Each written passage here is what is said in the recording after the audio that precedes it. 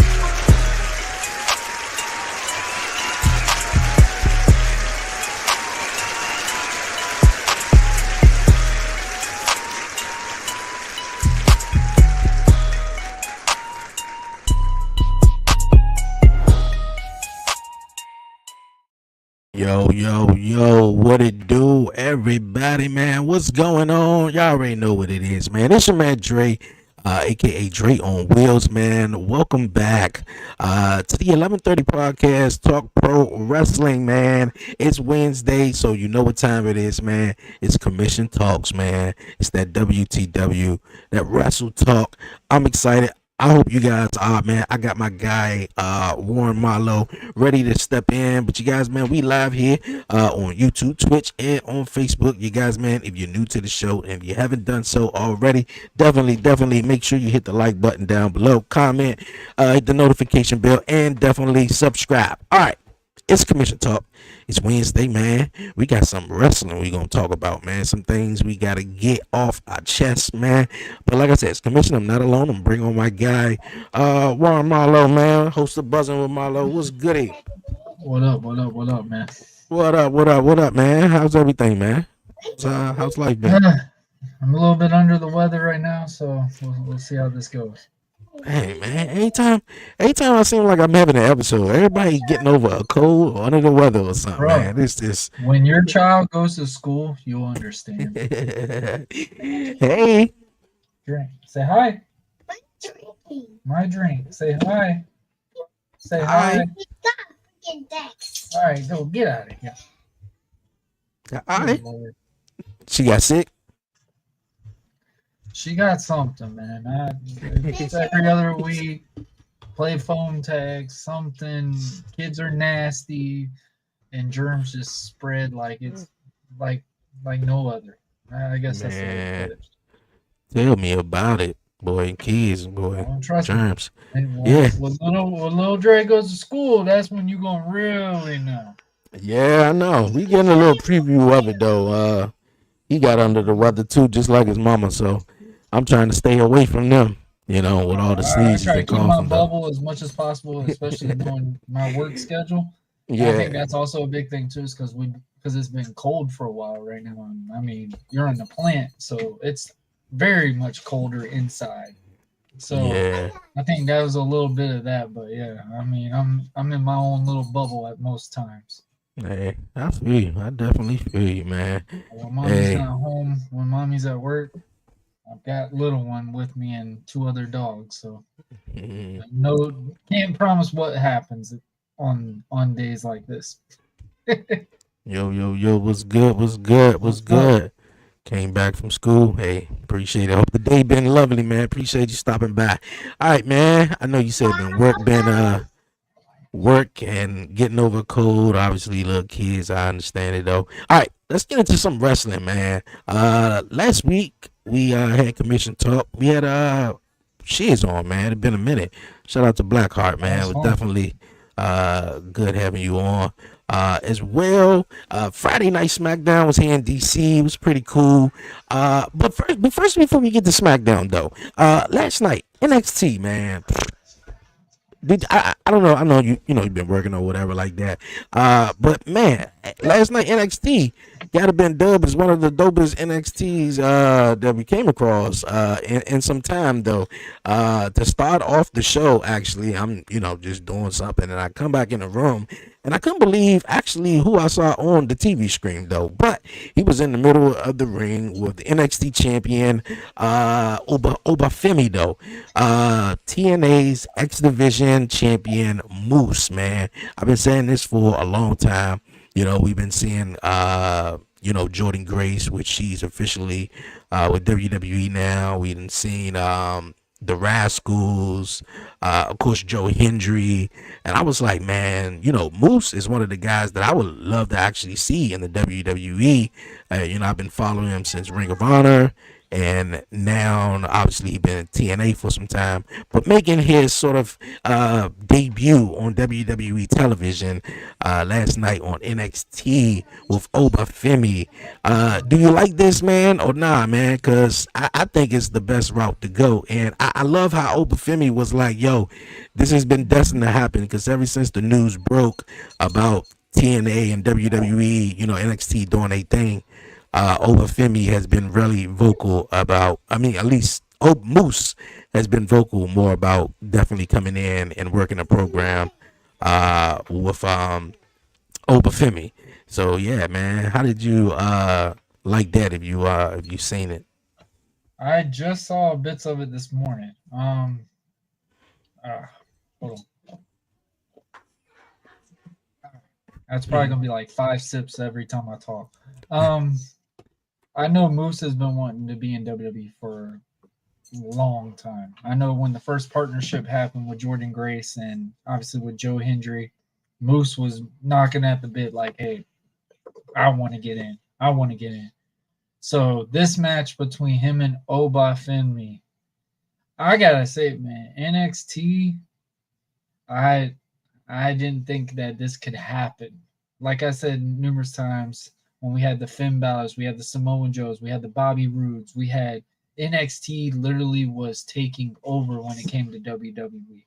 Obviously, the main roster right now is all of the NXT guys, at most, that came in there that really gave NXT that aura. So seeing what they've been doing with these guys now has been amazing. The women's division, the men's has just been capitalizing just as much as well as any other brand right now. So yeah, and then you're putting in the TNA roster. Not only is that better in them, but it's also at the whole standpoint, like the WWID thing.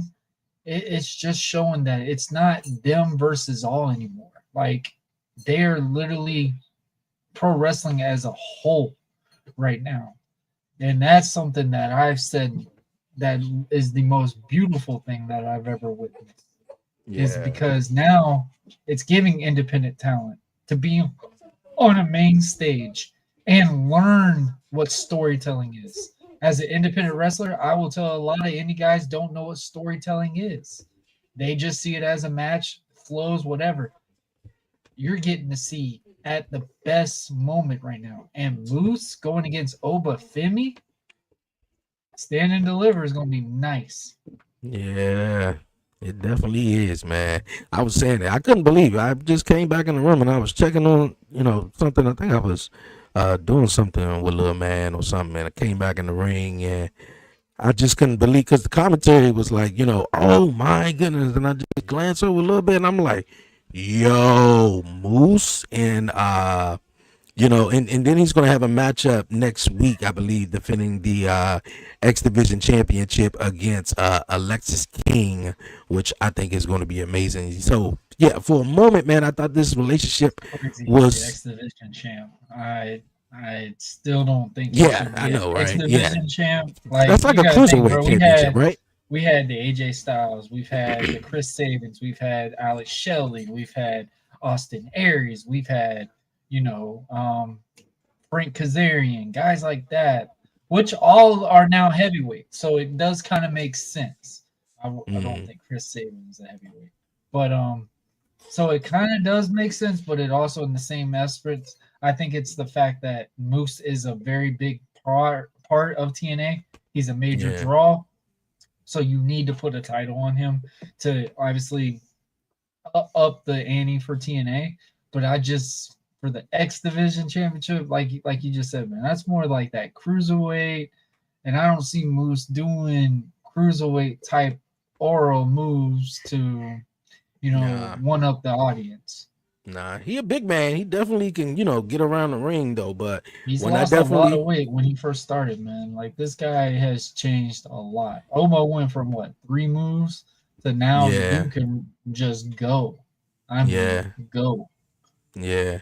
He a big man that definitely can move around in the ring and stuff like that. So yeah, when I definitely did tune back into episode to get caught up on TNA, I was like, yo, we got the X Division Championship. I was like, okay. I mean, I didn't necessarily know how that one went because like you said, I saw that as the Cruiserweight Championship for NXT, I mean TNA. So yeah, man, Moose showing up, man, was really not the only thing that went down on NXT, which was definitely crazy in a big way. The weirdest thing is it's the X Division champion with the NXT champion. Like that should be the TNA world champ with the NXT world champ.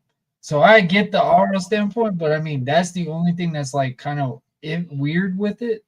But I mean, everyone's been wanting this match. I mean, everybody's been biting at the bit for Moose to go against Oba. So who knows? We're gonna see it. Yeah. Who knows, man? That's definitely a nice title, though. Yeah, it is. I couldn't believe it. So I'm glad he's definitely in NXT, or definitely going to be showing up a little bit more. Another legendary Hall of Fame tag team appeared on NXT as well last night. We seen the Hardy Boys sort of accept the challenge of No Quarter Catch Crew. I'm hoping I'm saying their name right.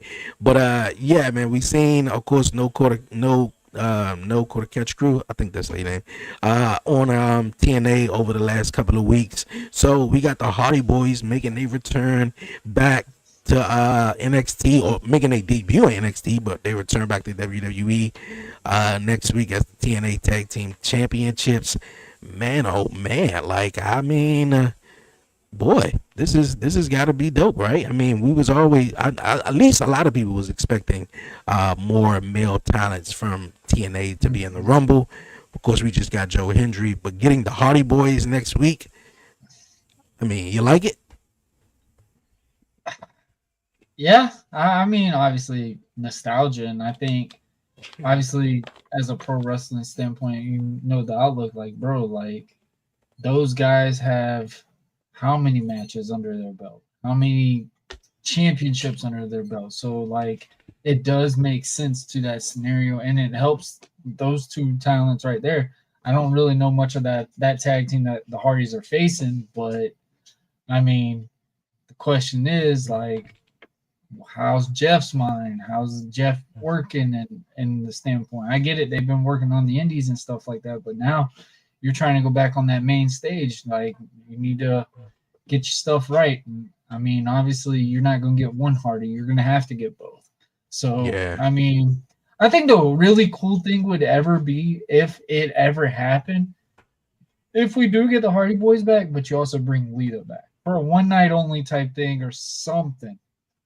Like let that nostalgia, make it something new, because obviously when we get in the Hardys, it's cool, but it's like, dude, like, Hardy's had that third person in the group, so it's like, it could bring something very interesting with the whole mantra. But I'm happy to see the Hardys back, because obviously Matt has been on numerous podcasts saying that he wants to be back in WWE.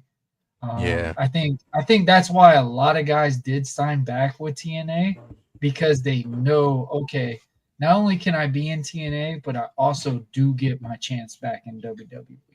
It may not be the main roster, but NXT, you can't go wrong with it. And you don't have to travel so much either, so can't really go wrong with it. Yeah, I kind of like see this as their way, of course, bringing them back, appreciating them. Do you think they're going to be, introduced into the Hall of Fame this year? You think that's a way to put the Hardy Boys? Well, now that TNA is fully partnered with WWE, I could say yes. Back then, obviously, there's no way. And also, you got to think too, man. If Vince would have brought these guys back, um, they would have to have that walk of shame type scenario from working with AEW and stuff like that. So obviously seeing them get this opportunity and stuff like that. Not only, man, like I said, this is a big thing for NXT. Yeah. And that's something a lot of people got to look at it too, is like to see the talent coming over and getting with the group over here. That's just telling you, like, this is what they're really looking at doing, because WWE's on Netflix. We're on USA. We're on all these different channels now. You've got to get the guys that are going to be the future ready. Yeah. And obviously, you get the Hardy Boys with that tag team. It should be an interesting match. Just looking at them based off that picture, they kind of give me the thing that they're amateur wrestling, catch wrestling type guys, or suplex type things. So I think it could be a different dynamic. Obviously, Hardy Boys being what the Hardy Boys are, I still think the Hardy Boys need to change their style just because they get too damn old. And I don't know how many more times you're going to be jumping off of the top rope at times. I'm at 34. I'm almost 34. And I tell you, I'm very limited when it comes to being on the top rope. So I don't know how the hell Jeff does it. Yeah, I don't know how he does it neither, man. But seeing the Hardy Boys back, definitely going to the Hall of Fame. I think that is probably one thing. I think that is guaranteed. Because I think the they Hardy would Boys. headline it, though. I think if they got inducted to the Hall of Fame, they would be the headliners. Yeah, most definitely, most definitely. Because they really don't have nothing else to prove. I was watching. I think what was it? The Grand Slam right after the NBA All Star game, or the contest or whatever on Pickup Saturday game, night. basically. Yeah, That yeah, All Star yeah, game was yeah. I didn't even no, trash. I didn't even watch the All Star game. I watched it. You didn't What was it? miss The All anything, Star? bro. They Yeah, I had know I didn't. they had I, seven I different teams in yeah, different rounds. I said that's the most dumbest thing I have ever seen. Now the thing that happened on Saturday, thank you. It finally brought entertainment back to NBA for the contest, the skills challenge, and the slam dunk contest. I mean, dude, I was saying it on my social media recently. That dude saved the slam dunk contest. That was the most entertaining slam dunk contest I've seen in a very long time. And crazy to know the players were turning down the slam dunk contest because he was going to be against them. It's just mm, telling you how dangerous this guy is in the air. yeah, man. Like I didn't even watch the All Star jump. I just watched the dunk Oh, what a contest and grand the 3 point slam! jump, and then I mentioned that because right after that AEW had the Australia event, and Was it a pay Edge per was view? wrestling, huh? Was it a pay per view? No, it wasn't a pay per view. It was kind of strange how they did it. Obviously, I'm pretty sure you're gonna have a huge audience following, the All Star, NBA All Star Saturday night. But if it felt more so like they were promoting it as a pay per view, and it seemed as though, Mm-hmm. I'm pretty sure NBA All Star Night started at 8 p.m. on TNT and on Max, so they couldn't Yeah. have like a Pacific time. So it was weird. But I say that to say, Edge, he wrestled in the match, and I was like, man, Edge don't have nothing else to prove, and the Hardys doesn't either. So I mean, the fact that they still doing what they doing, especially in TNA, which TNA is definitely killing it right now. I think it's going to be amazing. Obviously, they're going to be in Cincinnati next week, so another way to boost some ticket sales, and obviously get a lot of people eyeballs on NXT, especially internationally, which everywhere it's on Netflix. Yeah. I But say it's also smart too. Is I usually when you book somebody like that, it's in their hometown. So yeah, I love the fact that it's not in Charlotte, North Carolina, and you're just yeah, booking the Hardys because they're Carolina boys. yeah. I love I, that.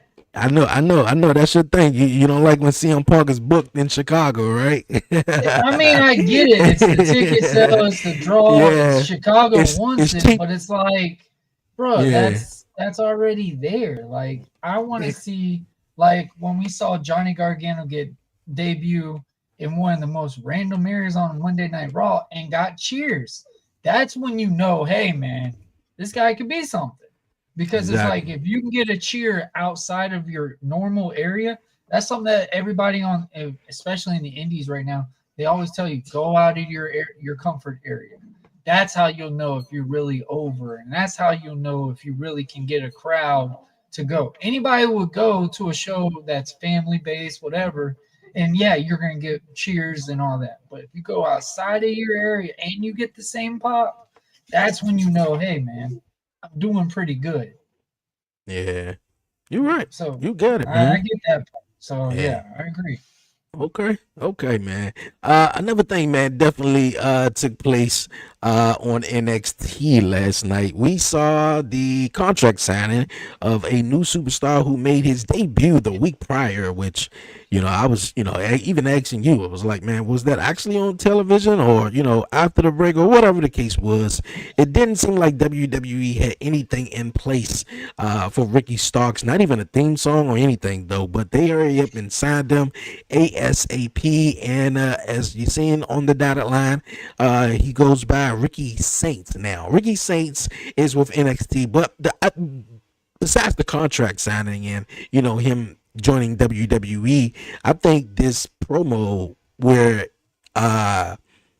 Ethan Page came out, and interrupted him. Two former AEW guys, man. It's just like WWE in a way is just rubbing it in AEW's face. Like, how many guys that we can take from you and make better stars? You feel me? Like, and within a week, Ricky Saints is now a star in NXT, though. So, yeah, I thought it was amazing. You took the words out of my mouth. There you go. For real, like. That's the sign.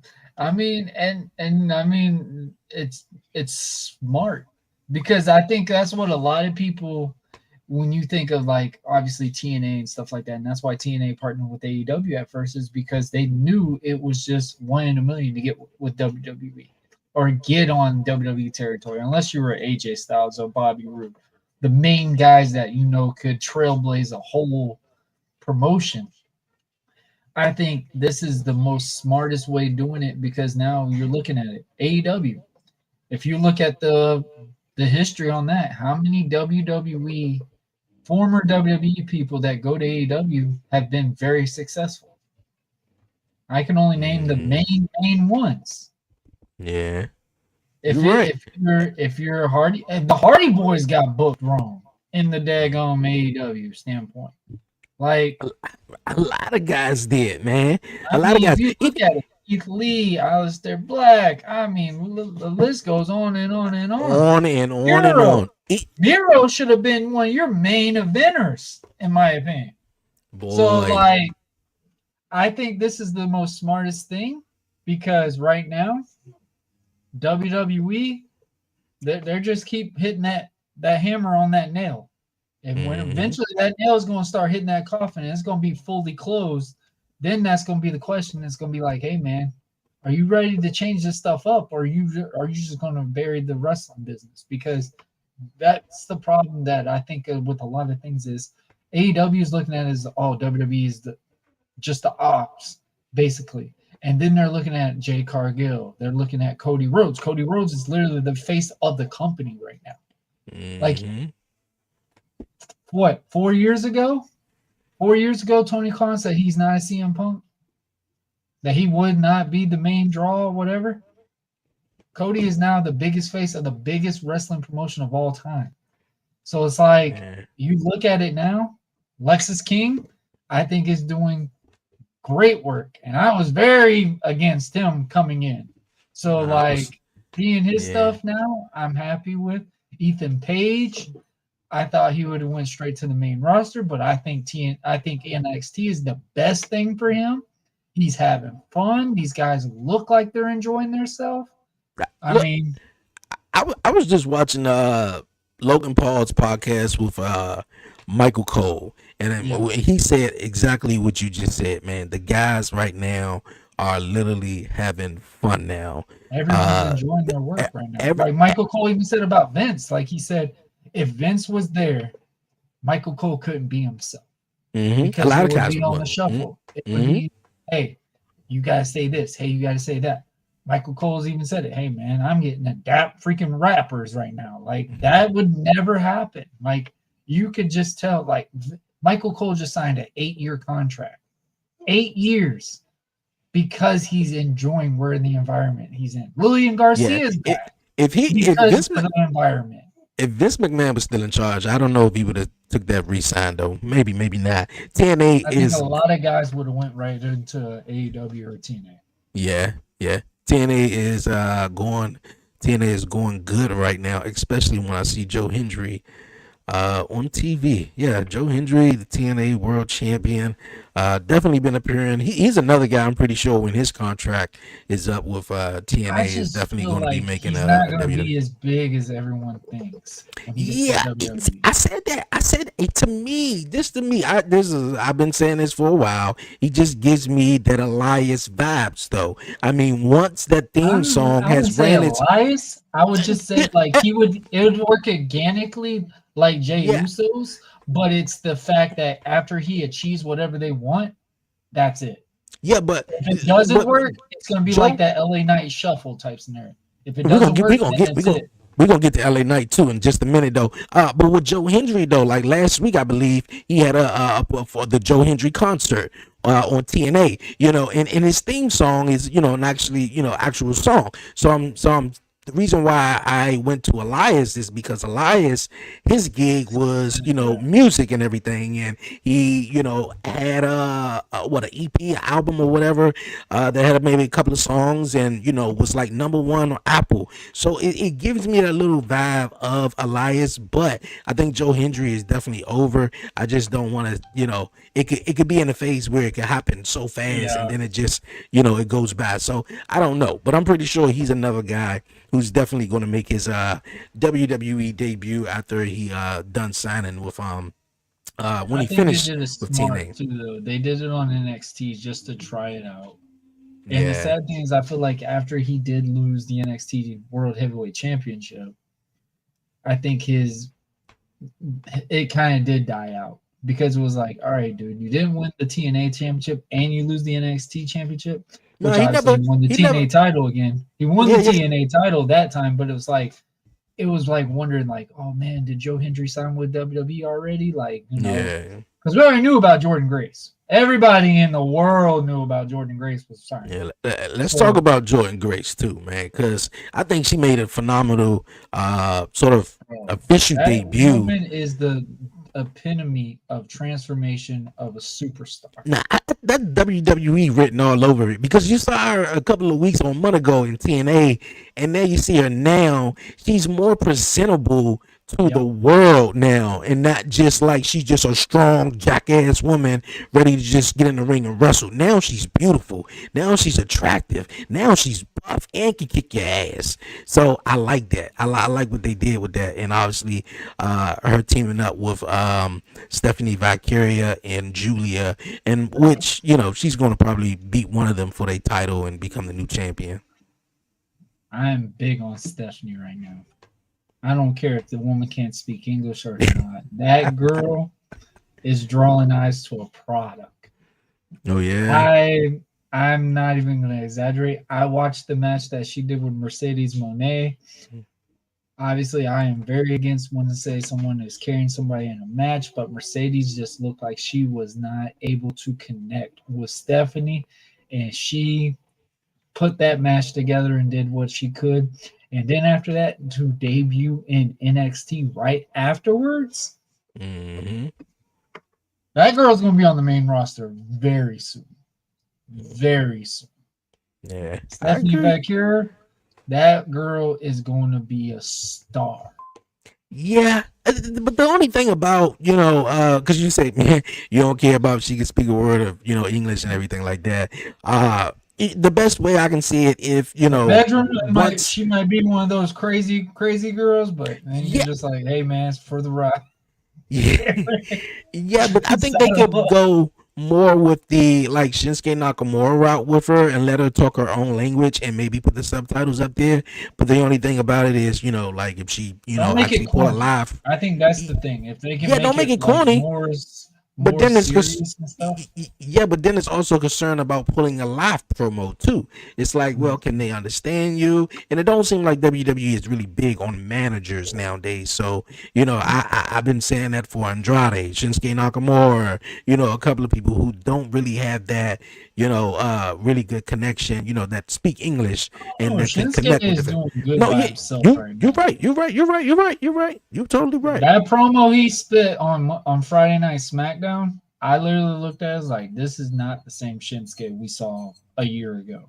Like, this guy has adapted, and you can tell like Shinsuke is fully into this character that he is doing right now. Mm, And you could tell like when he comes on a microphone, even if you can't really fully understand what he's saying, you look at it and go, "Oh my god! Like, what is this man going to do to his opponent?" Type scenario.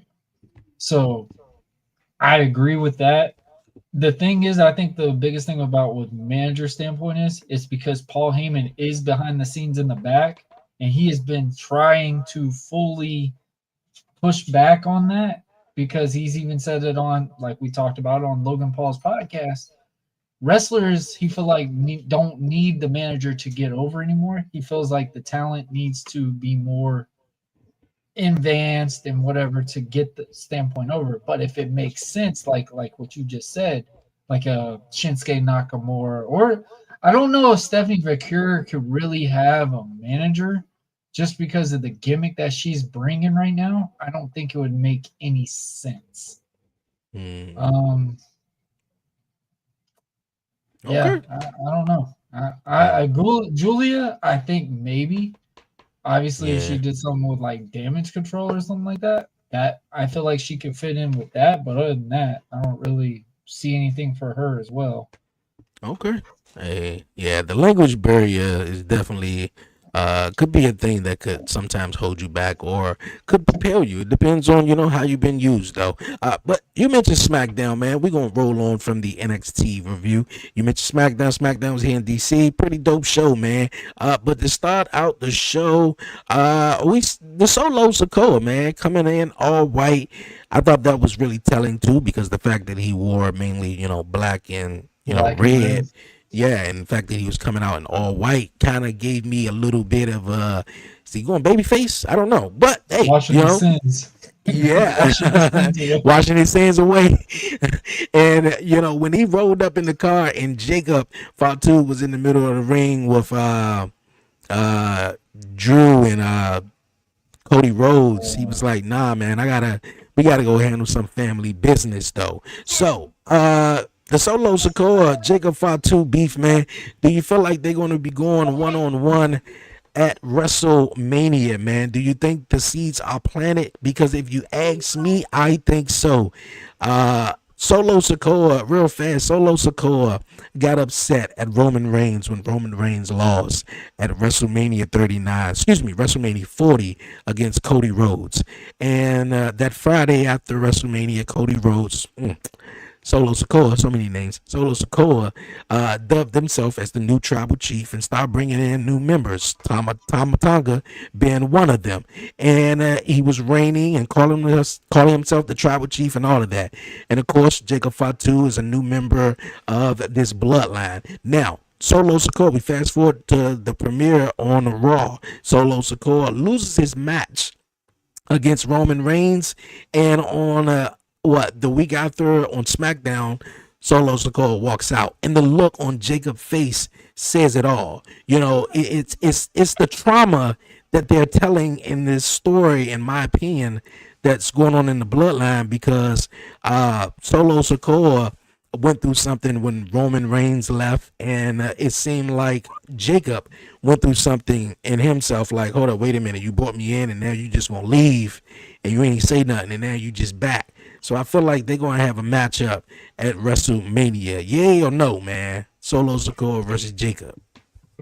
I'd say that would be a good option. I think that would be something that has been in the works for a while. I think the fact that we waited on so long, and we've said it countless times on here before, I think the reason why Jacob was so postponed after the Roman Reigns defeat at WrestleMania was because the look that everyone is giving with Jacob Fatu overshadows Solo Sikoa. Mm-hmm. And I feel like, honestly, I wish they would put Solo as back as a full-on heel and let Jacob turn into the baby face. Because, I mean, Jacob's getting more cheers than what you're going to see with Solo right now. Yeah. I think the fact that you're seeing all these things that dynamically, I see everything, dynamically and stuff like that. I feel like Solo's just, I don't know.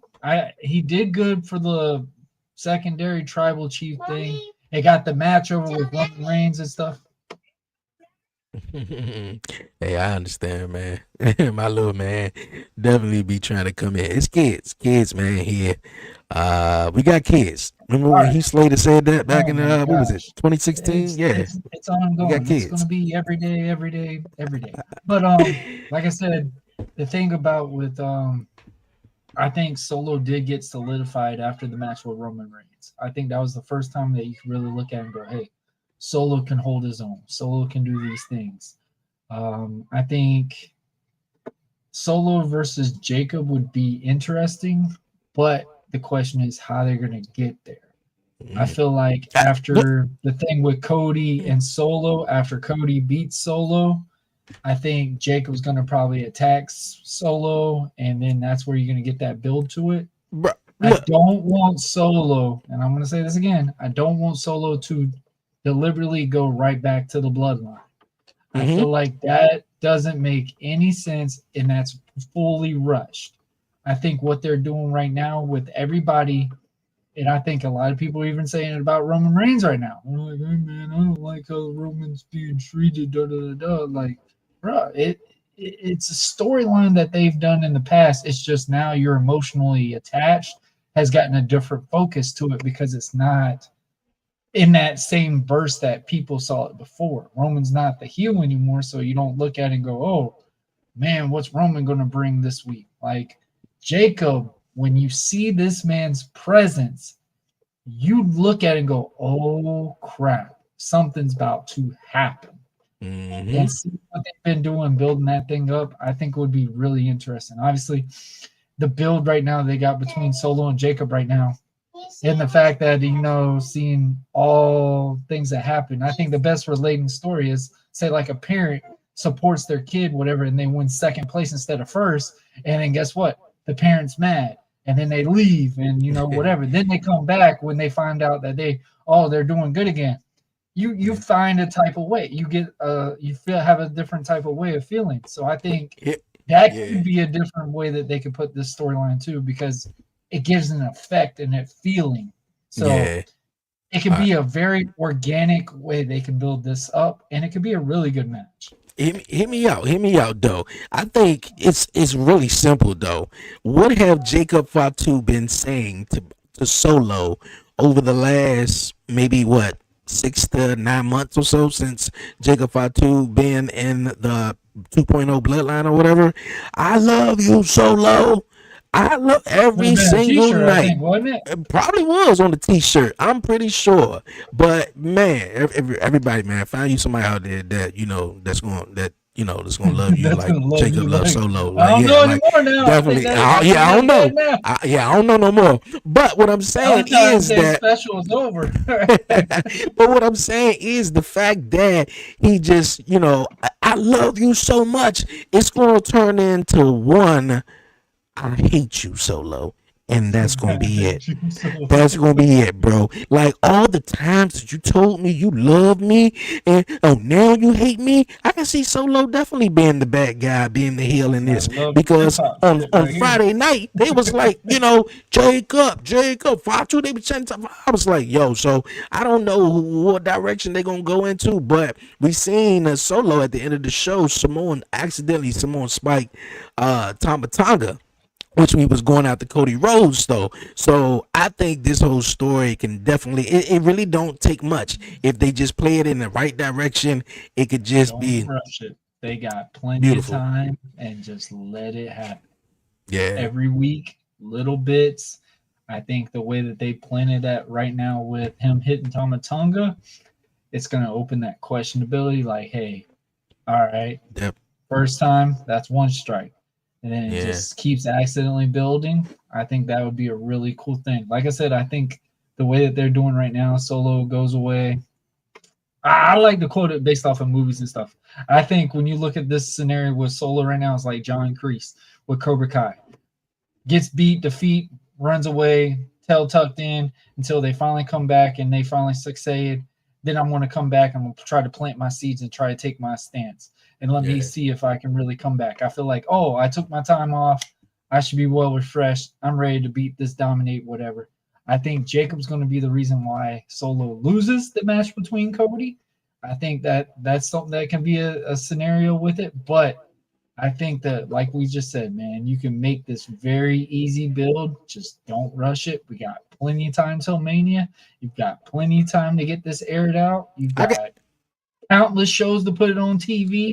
And I think the sky's the limit. Yeah, if they do go ahead and run that match back, let's say at Elimination Chamber, I can definitely see that match happening.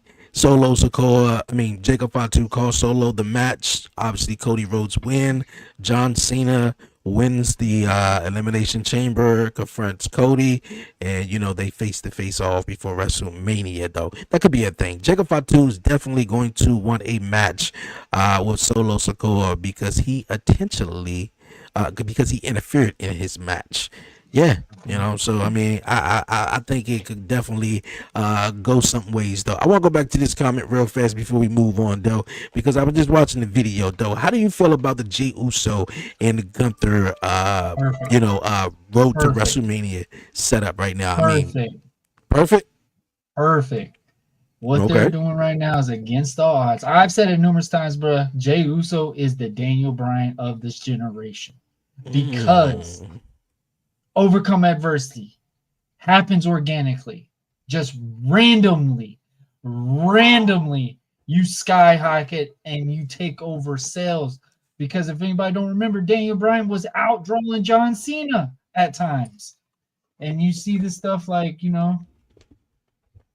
I get the whole Daniel Bryan thing. I really do though, but the only thing about it is from Jay's perspective and the way he's coming off, it's more so like, yo, everybody is doubting me because I'm a tag team guy. And now that I can't, Daniel Bryan wasn't. But you also think every big match that Jay has been in, other than the Rumble, he's lost. Yeah, Roman Reigns in the championship match, lost. Roman Reigns in the I Quit match, lost. Jey Uso versus Gunther. You are my witness. I said this when Gunther won the title. I said it only makes sense if Jay is the one to dethrone him, because Jay has lost all big matches against Gunther. He has completely lost every match with Gunther, and it makes a build for him. In a way, it helps Gunther in ways because Gunther is getting heat now, because Gunther used to get cheers and stuff like that. Now you're going against the second biggest baby face right now. Like Jay, I'm no lie. You type in WWE, first things popping up is something with Yeet on it. First thing on Wish, Tumblr, whatever website you want to put. You type in WWE, something that has the word Yeet is going to be on it first. And that is something that tells you that something has really been changed. Because right now, Jey Uso is against all odds. Jey Uso is coming back and fighting adversity. Jey Uso just beat John Cena in the freaking Royal Rumble. I thought that was the best thing that they did, because in a way, that's John giving back to the Usos standpoint, because John was a big advocate for the Usos a long time ago. And sat there and said they were going to be good and they could be more than just tag team guys. But that's all they wanted to be. So, like, seeing what Jay has done has been so monumental. I'm not saying we're going to have a long title reign with it, but you're going to get a Kofi Mania moment when it comes to Jey Uso and Gunther.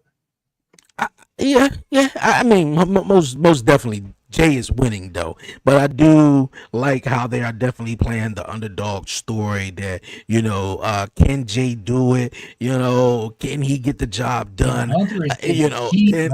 And Gunther is a legit heel. He's a heel's heel, coming down the aisle just like how Jay does, pulling the promo that he did. I think it's phenomenal though. I like for Jey Uso in this scenario to definitely play from under. I want everybody to doubt Jey Uso, but like, man, I don't know if you can get it done. I mean, nobody thought he could win the Royal Rumble, but he did though. So I mean, I like for it to keep going on, playing this story, because I think they gave themselves enough time to, play it out with the time they have all the way up until WrestleMania to, see how this goes, because you really look at it, Jey Uso versus Gunther, you don't think that's going to be night 1 or night 2 of WrestleMania. It's probably going to be like in the middle of the show. But hey, if they play this joint right and have Jay sort of play from under as everybody is doubting him and he can't win the big one, and I think it's going to be phenomenal though. So yeah, I thought that was a dope comment that we're going to get into. All right. We was talking about SmackDown though, and you mentioned LA Knight earlier in the show. Yeah. All right. LA Knight, man, came out on Friday Night SmackDown, man, and had a awesome promo with the one and only, the legendary, The Miz. Yes, I say legendary in The Miz, man. Anything The Miz touches, I feel like it's just gold, man. The Miz was on Monday Night Raw, and he was sort of aligning himself with Karrion Kross, and Karrion Kross was like, having a lot of success for a minute that he ever had in his career. Now, The Miz is on SmackDown now, and he came out and had a promo with LA Knight. Yeah. So I think it's I want to see more of this, because whoever The Miz sort of attaches himself to, it just skyrockets though. And I think the promo was nice. Of course, it was a little short, decent matchup, but I think they can run that back. How you feel about LA Knight possibly working with The Miz though? Hey man, I think this is, I would say, some of the best promo right now. Obviously, Miz destroyed LA Knight in one promo. Yeah. I mean, it was bad. It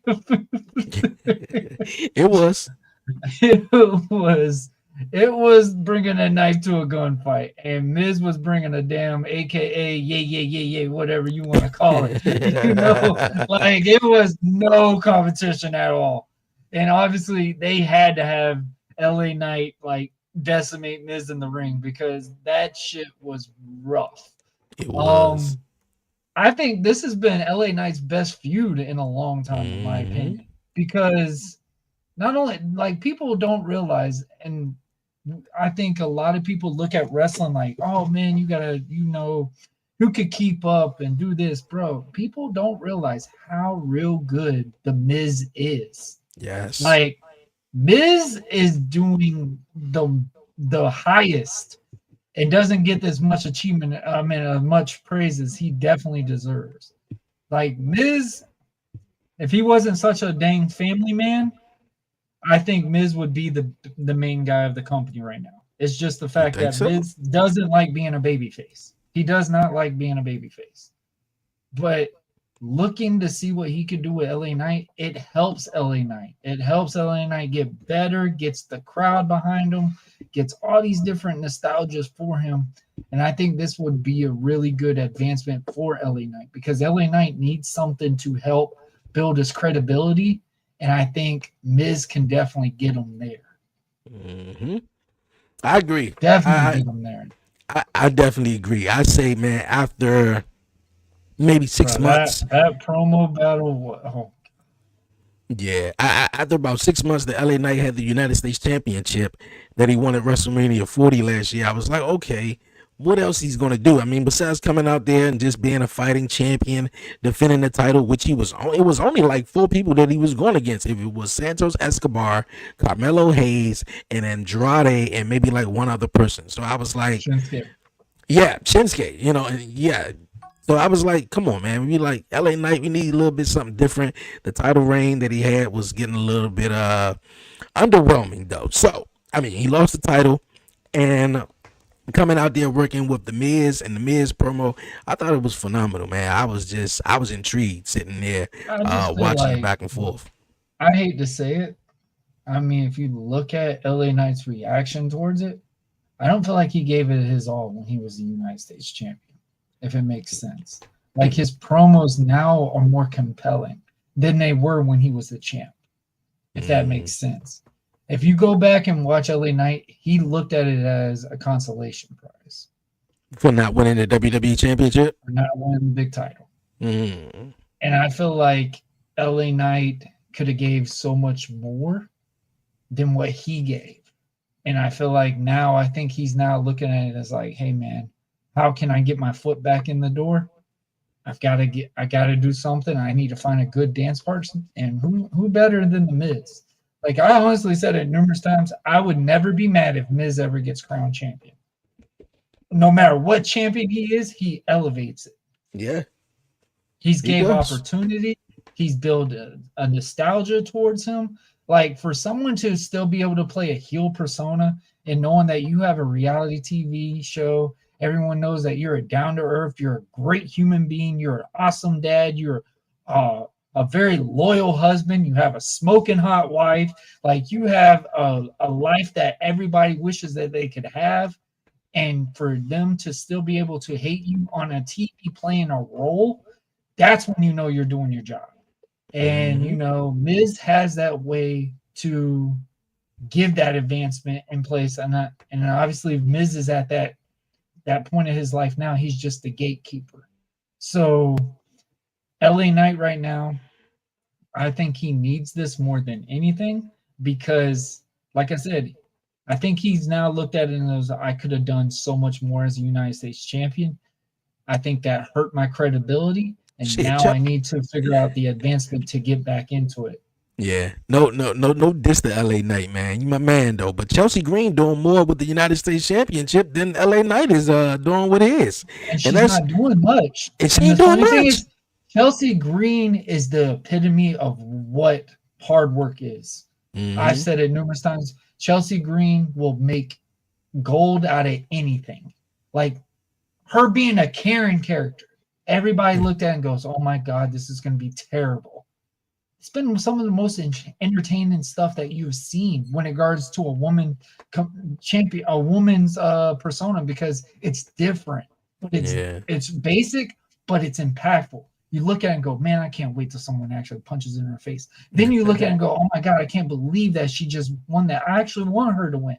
If you look at behind the scenes, like, oh wow, you know how long it took her to be in such and such. Like, she didn't get into pro wrestling because of pro wrestling, but she was in Lucha Underground. She was in TNA. She was in NWA. She was in all these different things just because she wanted to be a character and to see what she can do with it and see those things.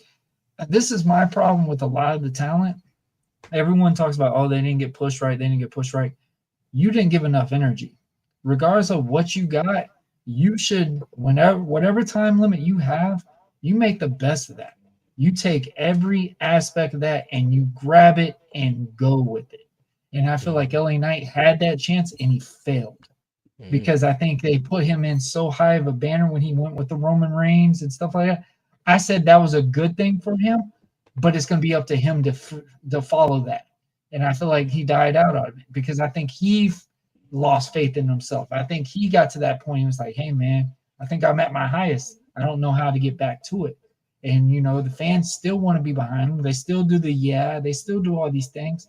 But the question is, does he believe in himself and again? And obviously, I feel like Miz can bring that out of him. Miz is literally like what Chelsea Green could do for any woman talent right now. She's getting reaching over. And obviously, we know her from Mia Yim. But I feel like Mia Yim doesn't have a persona really. Like this streets girl, blah, blah, blah, blah. We're sitting here watching you on your social media taking pictures half naked all the time. Like, what are you being street in the little ghetto life scenario? Like, make y'all stuff be real. If y'all are playing a character, make it to make that character believable. Like when you look at it, when you see Mia Yim versus Chelsea Green, you get behind Mia Yim because you want to see this girl finally get that opportunity to win. But it's like you have to have that perfect dance partner to get that persona over. Hey, you're right. You are definitely right. Miz deserves more respect right now, but he needs to be a little bit of a heel. Yeah, Miz is always great as a heel, man. And like you said, LA Knight, yeah, people are still behind him. Trying People to play teams with everyone. I like that part right now. Yeah, That's pretty funny. yeah. Everybody's behind, LA Knight, but it's just you gotta sustain that momentum. And after that matchup, which definitely happened too fast with LA Knight, but I think they wanted to see, and LA Knight was never one of the guys that WWE was just like going for, and I'm not gonna say neither was Jey Uso, but it's just that organically, went with the fans and just keeping it up. And yeah, I think the Miz would definitely light something under Jey Uso. Okay, before we get into a big question real fast, on a Friday Night SmackDown, I believe it was, this past Friday, they revealed some evidence of maybe who possibly attacked Jade Cargill, though.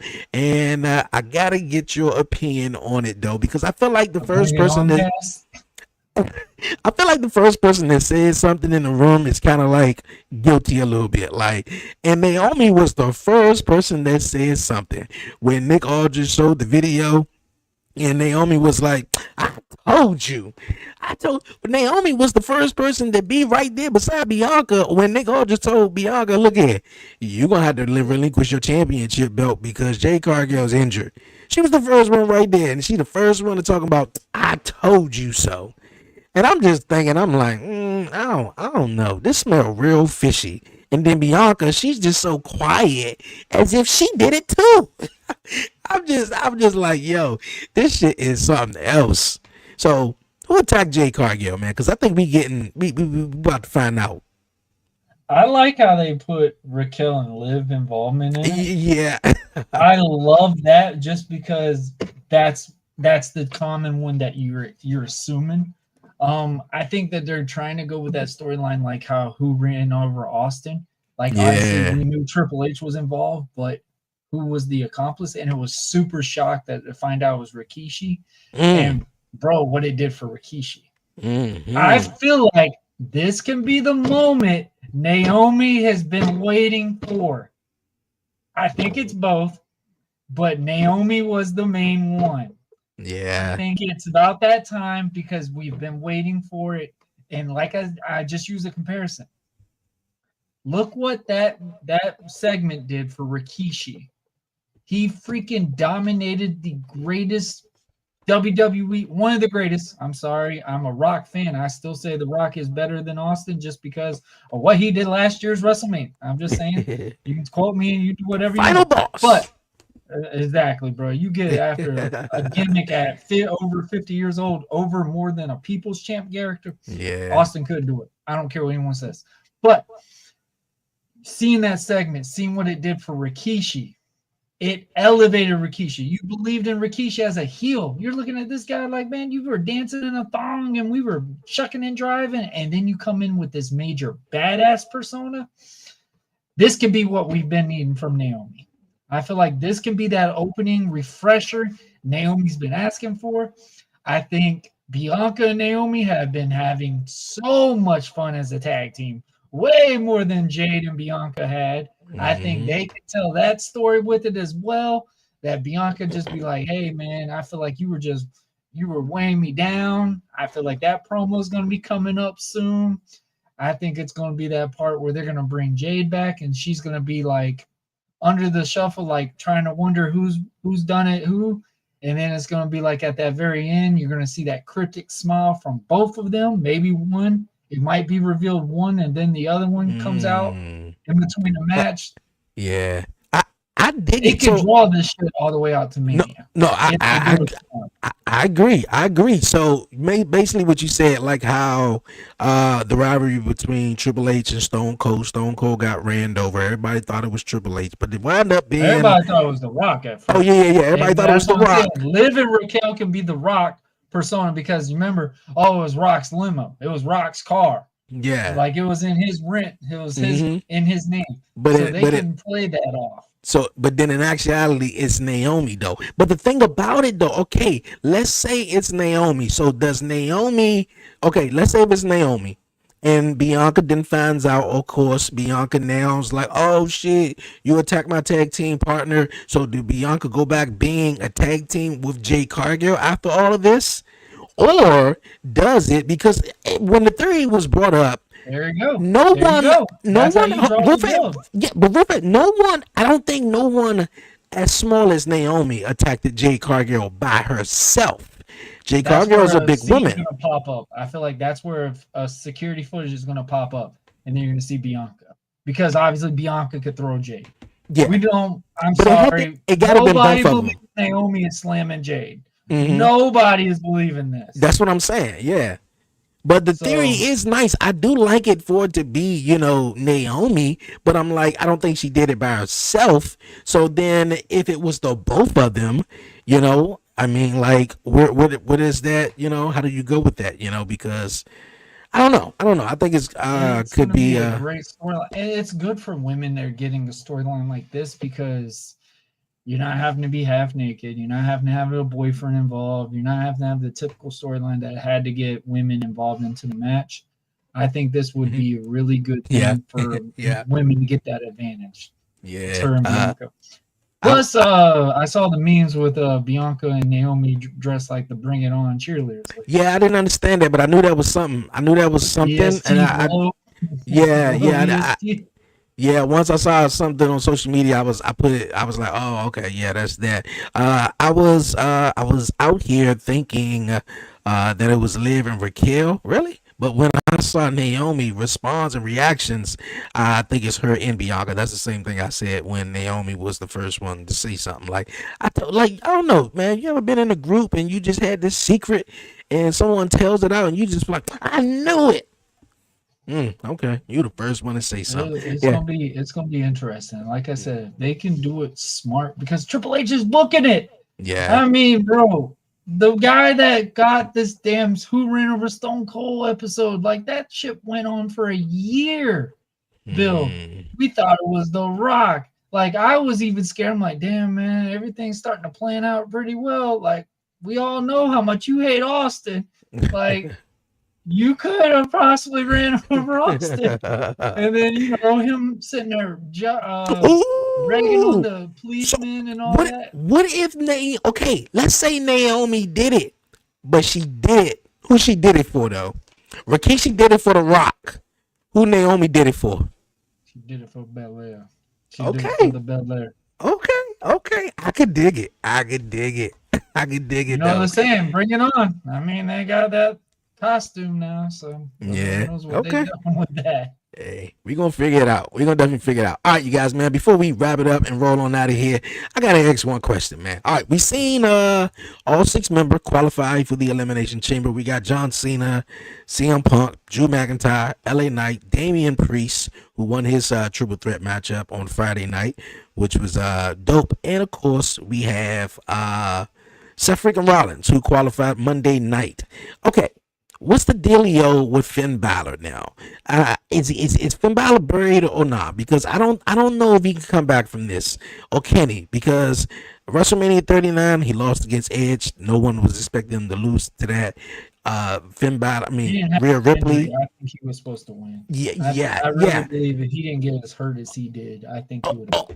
Okay, though, that's cool. But then Finn Balor been here sort of the longest, you know, before. Rhea and Damian outgrew the damn Judgment Day, became world champions, but Finn Balor is still here. I feel like Dominic is going to outgrow the Judgment Day probably before Finn Balor, you know, so it's like, what's the deal with Finn Balor, man? I was reading something, a lot of people had a lot of hopes, possibly, you know, that he was going to beat Seth. I really didn't, though, but where does Finn Balor go from here? I feel like they missed the opportunity where they could have possibly had Finn Balor steal Damian Priest's briefcase and become world champion, or some way in that form, because it seemed like he just haven't bounced back since about 2016, regardless of what he did in NXT. Fabulous, but main roster, like, Finn has not been the same. So how can Finn Balor be Finn Balor again?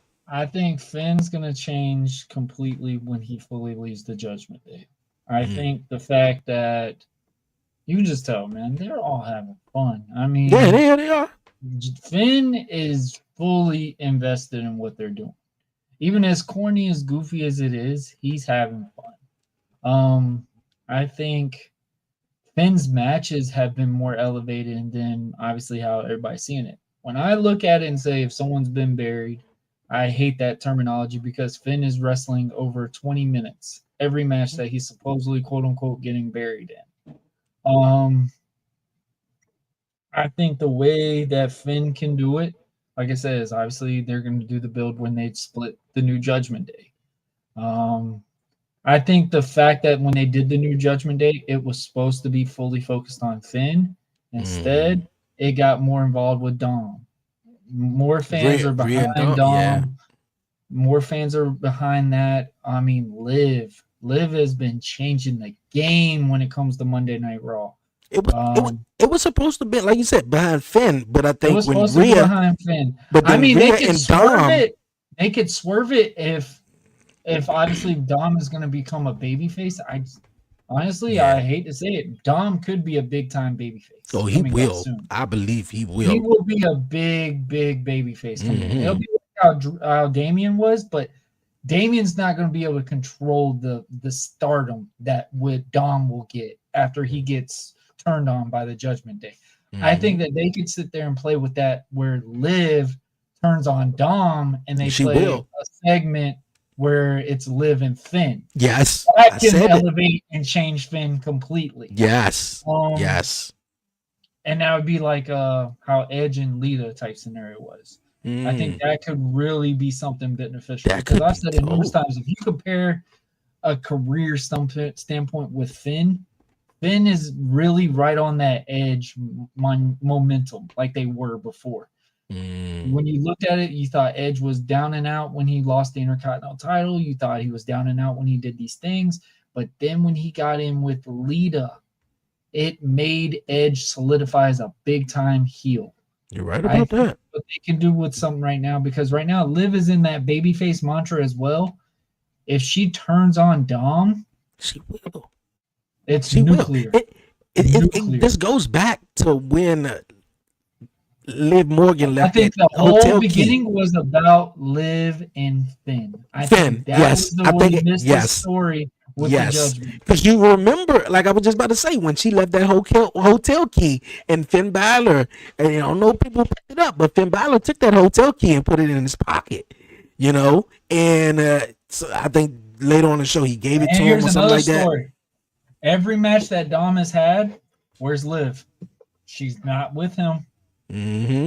Yep. So I've been really do something with that. Yeah, I've been saying that for a minute though. I feel like because even after what was it? It was the Raw, Netflix on premiere when Liv lost the title and Dom just was like, oh, wait a minute, I'm going back with mommy. She won the title. And right there, that gives every reason for Liv to turn on Dom because I can't really trust you. I mean, you're just going to leave me you're only with me for what I have and what I got. You feel me? Like, even though that's what Liv did, she used Dominic to get where she was at. So, I mean, like, it's all toxic, all the way around. But yes, I do see Finn Balor aligning himself with Liv Morgan. The funny thing is you're seeing, even though they're showing segments with the Judgment Day, who are the two main ones that are missing usually around the segments? Finn and Liv.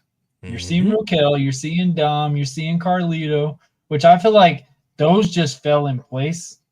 And I think that's what also hurt the storyline, what they were trying to bring to, is because a lot more pieces came in than they expected at the time. Yeah. Obviously, I feel like there was only supposed to be Raquel, Liv, Finn, and Dom. I feel like that was what it was supposed to be solidified. I still think it's kind of weird that Carlito's in it, but he's having fun, so let him do his thing. He's not hurting. And I think they are hurting now that JD got hurt. I think that's the biggest one right now. JD's hurt. They need to figure out something to revamp that story standpoint. But, man, let me tell you, when Liv turns on Dom and it's Finn that is the whole main villain to this thing, they're going to steal the entire show. Oh, I know it. Said it now. I guarantee it, man. I definitely guarantee it. All right, real fast. I gotta get your opinion real fast before we roll on out of here, though. Did you see the debut episode of LFG Legends and Future Yes. Greats? Man, what you think about it? Because I thought it was fantastic. I tell guys that are trying to get in this business that need to watch that, because right now there's a lot of things that they were showing that really made a lot of sense, because most of these guys on LFG have never even been in a match. And obviously the first match that they brought together with the two men, I think they told a major story with it. Is the guy wasn't doing any bad guy stuff, but he was supposed to be the bad guy.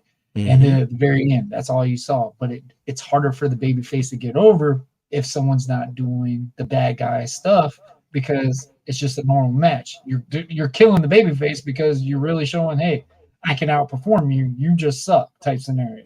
So Right. I feel like there's a lot of things that they really did that is a good benefit for the business. And I love how they were able to pull back the curtain, but also not pull as much from the curtain at the same time. The BJ Ray guy, he's at it again. I'm curious what's going to happen between him and Bully. Bully don't play, and I feel like Bully is fully signed with WWE now too. Yeah. That was a good one. I like the promo. He was on the WWE Roku show when they was doing the trials, though. So that was pretty cool. All right. What happened to his friend? I think he got fired or something, because I'm not he sure. was better than BJ. What coach would you have picked?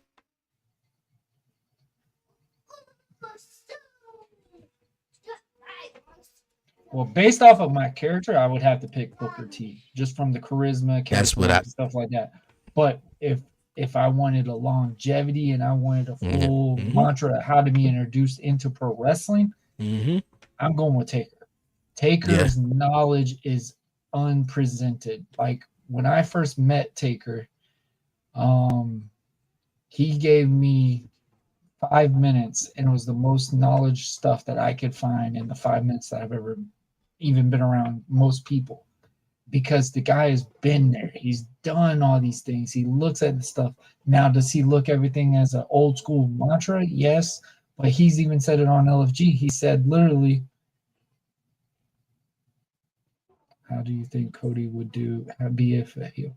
All right, I get the fact that everybody likes that Cody would be a heel. Cody will outshine everyone if he's a heel.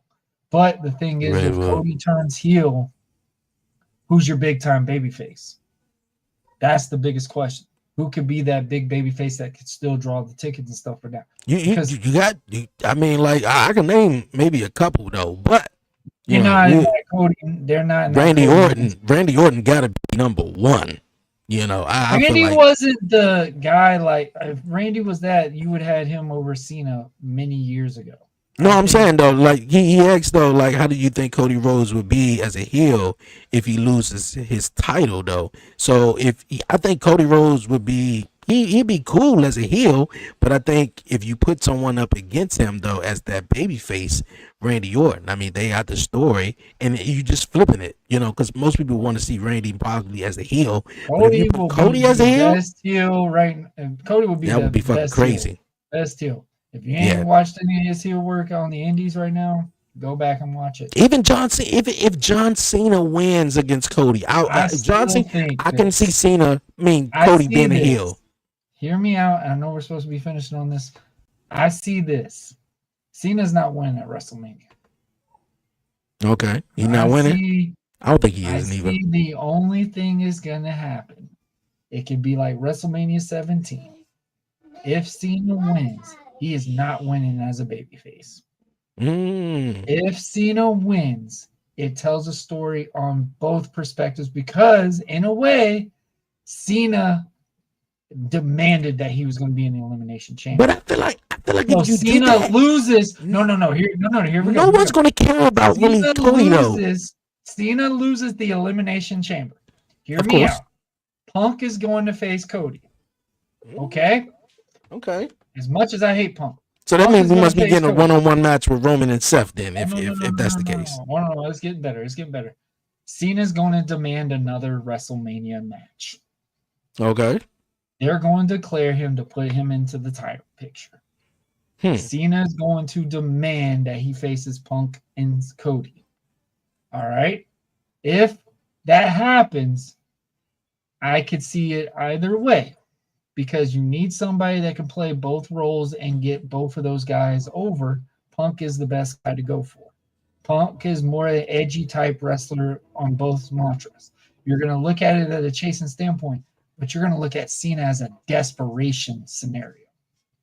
And I feel like Cody will pull out the win in WrestleMania, but you're going to see a demise of Cena as that babyface, the hot, the handshakes, whatever. And then at the very end, I think Cena's very last match, or they might do it at the next pay-per-view or whatever, Cena's going to do a full heel run the rest of the time. The perfect time probably would be WrestleMania. Yeah, I get it. Everything don't need to happen like at WrestleMania. That WrestleMania 17 switch, but it wasn't needed when Austin did it. Yeah. However, for Cena. Yeah. However, I think the it's going to be a triple threat match between CM Punk, Seth Rollins, and Roman Reigns.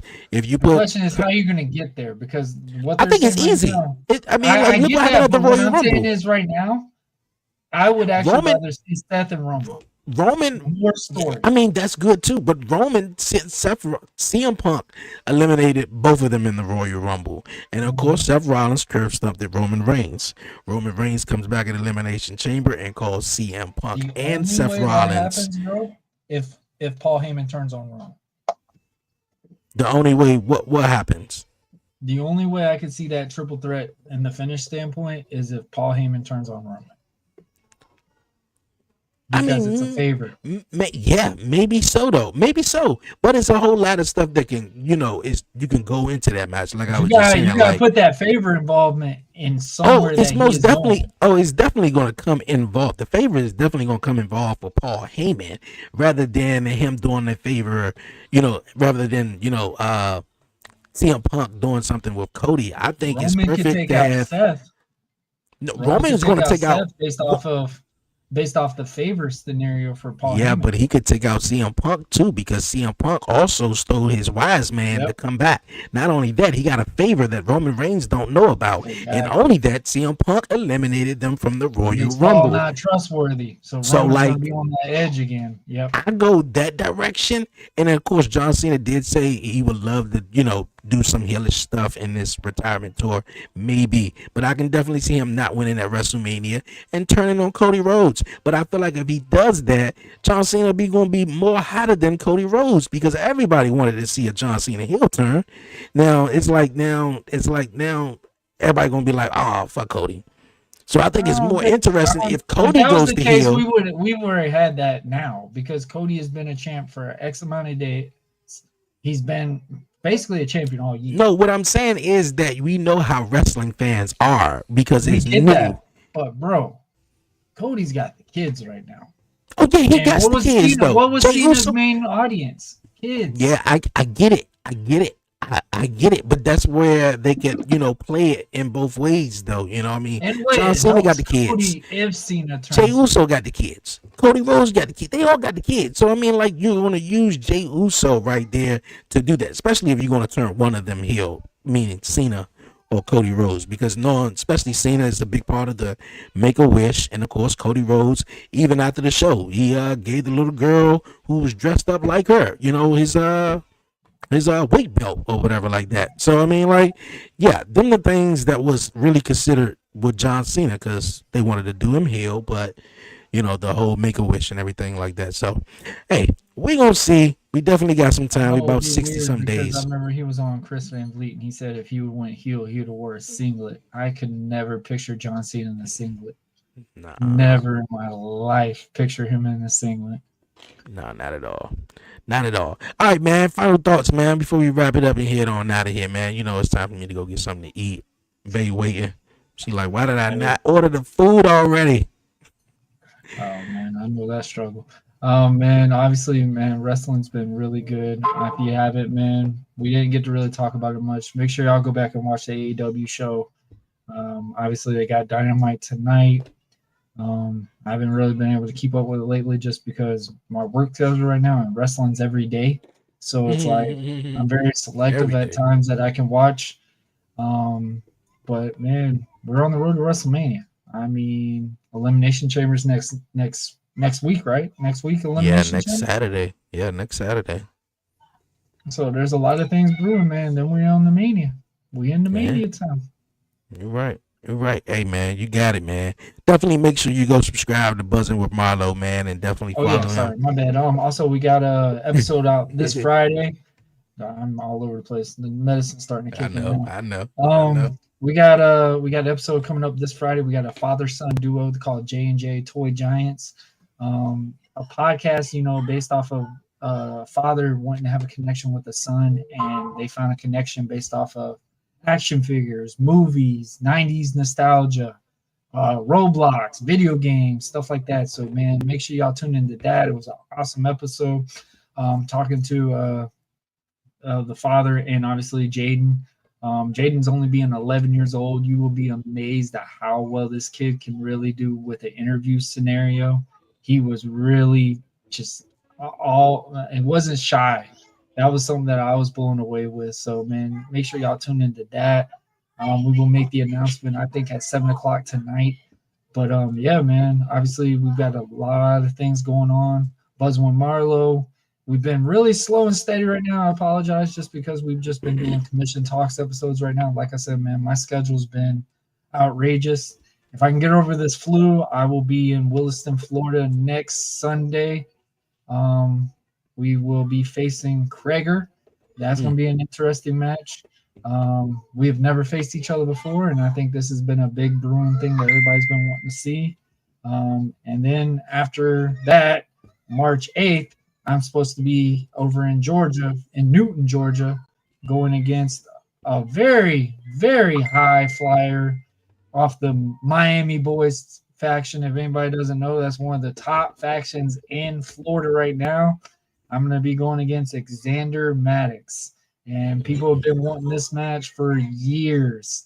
So this match will be a true challenge for myself, for my old butt, to see if I really can go still. This would be one to see if I really can back up and say, hey, man, if I can still hang with these cats before my last sword is on in. So, yeah, man, we've got a lot of things coming up. I'm trying to get over this flu, and the rest of the limit. Hey, man, that's what's up, man. Definitely got to get over the cold, man. I'm trying myself not to get sick again. Summertime's coming, so yeah, I can't wait. I'm not gonna be sick. Definitely can't wait, man, for the weather to break. Yo, beyond 11:30, man, we back at it, episode 3 tomorrow night, man. Myself, Harley, Charnel, and Brian B. Brian B was out last week, had something to do. But yo, we gonna be back talking our shit tomorrow night, and of course Friday night SmackDown watch along. And yeah, man, I'll keep you guys updated on the next episode of the podcast show, which I'm gonna have a dope guest on to talk, dope guest author chatting about his latest book. But you guys, man, until next time, man, the Wrestle Talk is over here on this episode of Talk Pro Wrestling Commission Talk Edition. Make sure you subscribe and follow to Buzzing with Marlo on all social media platforms. But until now, and for now, it's your man Dre, aka Dre on Wheels, my guy Warren Marlo. Stay safe, stay blessed, give all the glory to God, man. Won't he do it? Yo, tell a friend, we out, man. Peace.